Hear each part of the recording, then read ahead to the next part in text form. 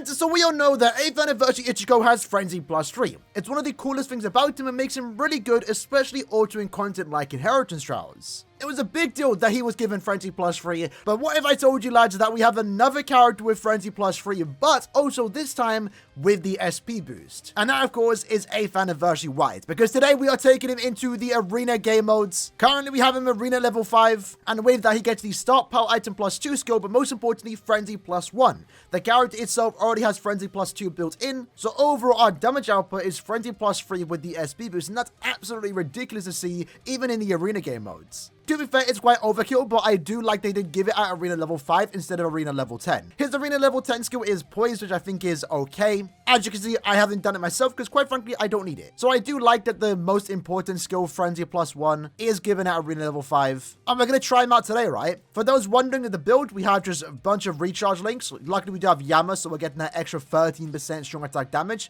But every other link is just giving us recharge and also the additional SP stat, which actually does help us out here because, again, we do have the SP boost. The arena season in question is strong attack damage ×2, so any SP character is usable here. So we're probably going to see a wide range of characters, but we're most likely going to see a lot of Yachiru Unohanas. With that said, though, let's just jump straight into it and see how he does perform in the arena game modes. Alright then, so jumping into our very first game, we have the better team lineup here. We have a lot of Yachiru Unohanas, as mentioned. You're going to see a lot of those since the individual banner just came out, and she's also a really good character in arena. Now, one thing I will say that I don't like about White in this particular modes is the lack of long stride. Usually that kind of kills a character for me. Someone like Spirit's R5 Tosher is an arena character. He gets arena skills, and he is a good character by all means, but no long stride kind of kills it because a lot of times you are flash stepping around the map, right? Now, lucky for White, it's not too bad because he does have Sprinter +3, and this season in particular, the forest season, right? There is a pretty good map where we get to demonstrate that you don't need, you know, long stride, at least in that particular map. Looks like a pretty even game thus far,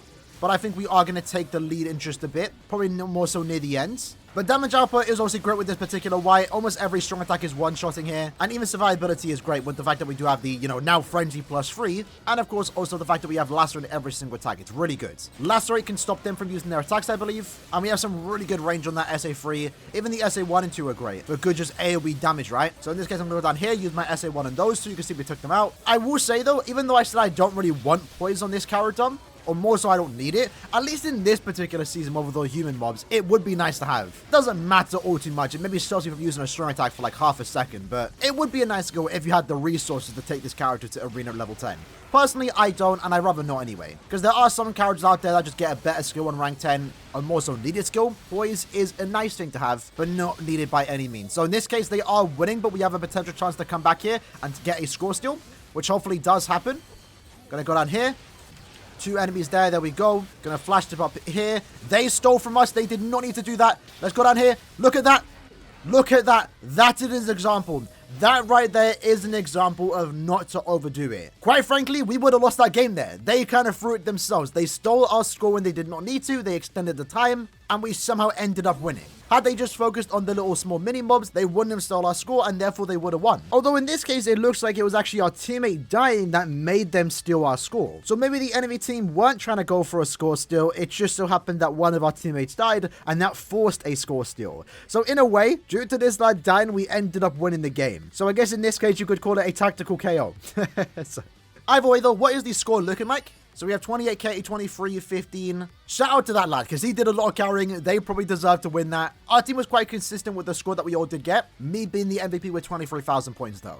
Jumping into game number 2. The lad that did a lot of carrying in our last game is now in our team, so it's looking quite promising here. In this case, for me, I'm just going to stay at the top of the map here. Again, I don't have long stride myself, right? So if the Yachiru's on my team want to do all the flash step around the map, I'm just going to stay up here and hold down my own. That's the best thing you can do when you're using a character without long stride. Instead of wasting time flash stepping all around the map, I'm just going to hold the top part, right? And thus far, I'm doing quite decent. Being able to take out a lot of NPCs as of right now. Quite fortunate with the spawns here, I will say.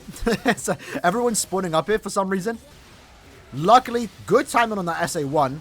The missions literally just spawned in. We're able to take that challenge right there. Still most of their points too. Again, a lot of spawns are going up at the top. I mean, there are designated spawns here, but usually they're not that consistent at top. I might as well use my sovereign here now, just to get it out the way. So right now we have around 4 spots that we can occupy with our strong attacks. Might as well grab that just to get that extra bit of DPS. I'm not going to waste time going down there. I know the arrow's telling me to, but again, we're just going to wait for the spawns to come back up here, right? I will say this game does look to be quite an easy win. We are about to steal from them once more while already having the advantage. They are going to steal from us, but it's not really going to matter. Going to let their Yachlu deal from down there. There we go. They stole from us. We steal right back. Keeping that advantage. That's ideally what you want to do when you're stealing scores, is either overlap them or steal right after they steal from us. Hopefully we don't overdo it like last game, and we should be fine. So 7 seconds up, they're going to steal from us. We already stole from them. So even if they do steal from us, as you can see there, it doesn't matter. It is going to add extra seconds to the time, but naturally right now we just have the advantage. We're getting more kills quicker than they are. Probably comes down to their third member. They have a Rose in that team.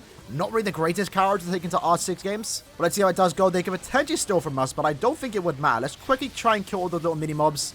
It did matter. It did matter. But we were luckily enough able to steal right back from them, and that's how you basically get a W, right? It all came down to the score stealing in that game. They stole from us, but they didn't time it. If they maybe stole on second 0, they could have potentially won the game, but they didn't. It extended the time, and we were able to steal once more. In that case, though, score-wise, very consistent to our last game, getting 23,000. Once more, that lad right there doing a lot of the carrying. I guess it wasn't too much carrying, or at least on my behalf. But Yachlu is that type of character, right? She's going to be flash stepping around the map constantly. In the case of White, I kind of have to hold it down in a certain area, as to not waste time flash stepping around the map.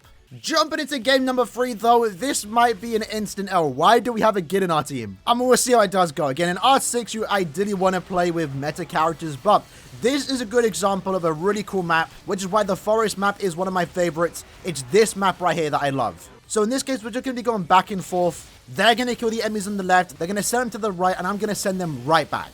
And that means maps like this become very competitive because of how easy the spawns are. And in this case, because I don't have long stride, it doesn't really matter because I don't need the flash step. As you can see here, they're spawning in and I'm killing them. Let me use my sub on there. Decent timing with the sub on the Gin, but I think the Gin lad here is going to bring us down just a tad bit.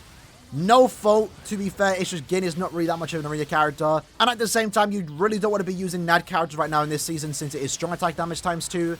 You're just naturally at a disadvantage. But you know, we are holding our own, to be fair, so we could actually bring this back. Unfortunately, the Yachlu went down. That's not looking too good for us. This might be our first L of the video. We're going to leave it in, though, because I do love this map, and you're just going to be able to see my particular White gameplay just stack up in terms of DPS and also points. So again, you're going to see here, I'm not going to bother wasting time going back and forth. Wish the Gin would go to the left side. I can hold down the right, but we should be able to quickly beat this challenge if we had a spawn over here. There we go, lovely. We're going to get a triple kill right there. You love to see. That was a good spawn.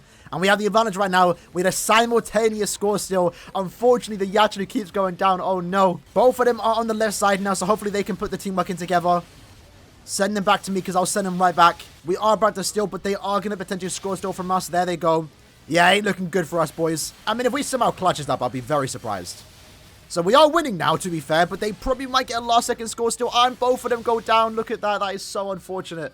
So unfortunate. We actually would have won there. Unfortunately, teammates brought us down. But it happens, right? But in a map like this, the game can be quite, tight, right? Competitive. You're going to be constantly going back and forth. You have to be ready for the enemies to spawn in because I'm going to send them right back to them. And they have to be ready. They have to dodge the attacks and send them right back to me. It gets really fast-paced, so I can understand why they maybe weren't ready for it. So in this case, score-wise, looks like their team were quite consistent with the 34k average. And in my case, I was able to get 33,000 points there. Not too bad. Jumping into our next game, though, this one looks more like it. And once more, we're back in the really good map. This time, let's just stay to the left side since we were on the right side last time. So in this case, there are 3 of us, right? We all have good characters, so if both of them want to stay on the right side, that's fine with me. I should be able to instantly send them back. Hopefully in for a good game here. Again, the hope is that they can just be fast on the right side and then send them right back. There's 2 Yatrus there, so you'd expect it to.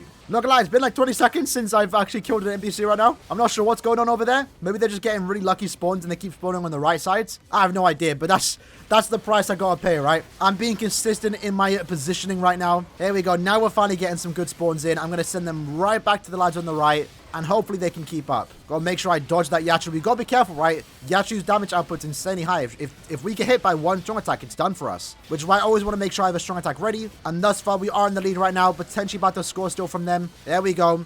Now all we have to do is keep the lead. All we gotta do is keep the lead. They are gonna steal from us. Hopefully we can steal right back. There we go. Aizen, ideally, because he is in this map, we don't want him to use his strong attack too. Which will slow us down quite. I don't think anyone on our team here has Pierce Barrier. They stole from us. Just a few more kills. We should be able to get the dub here. 1 more kill. There we go. They're most likely going to steal back from us, though. Can we steal back from them?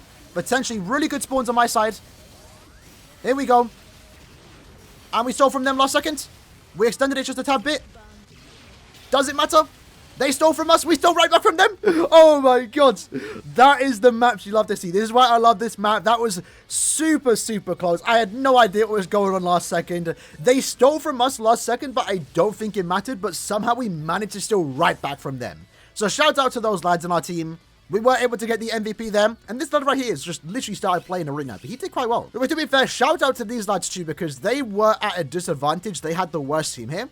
It was mainly the Eisen bringing them down just a tad bit. Again, NAD characters you don't want to use right now in this season. And at least on my end, we never really got to see him use the SA2, so he wasn't really providing them with shields to slow us down. But Rogue is still really good, and of course, Yachu being one of the better characters, they did quite well for the team they did have. But well, that's the lads, that was the video for today, just trying out 8th anniversary White in Arena game mode. Quite a fun character, despite him not actually having long stride. Again, I don't use characters like this, but I quite frankly am enjoying my gameplay with him. I've been using him a lot in different game modes, IT, IZ, Epic Raids, Limit Breaker even, I tried him out there for a bit. And of course, also Guild Quest, so it's really cool to see characters like this that I really do enjoy playing with be even better in the Arena game mode as they do pick up skills. Ideally, that's what I'd like to see in a new character. I may not play Arena all too much, but I do like having the option to take them into that mode to be even better. And that's the main reason why I like characters like, you know, White, Yachu, Bruno, for example. Even this Yamamoto, who's a mid-month character, not really the greatest. He's really good in this mode, and that's why I like using characters like this. Because Arena characters designed for this mode are quite fun to play around with, to be honest. And yeah, White being the first character of FRENZY+3 with also the SP boost is just absolutely insane in my opinion. Either way though, hope you guys enjoyed the video. I'll see you guys next time. Take care, and peace.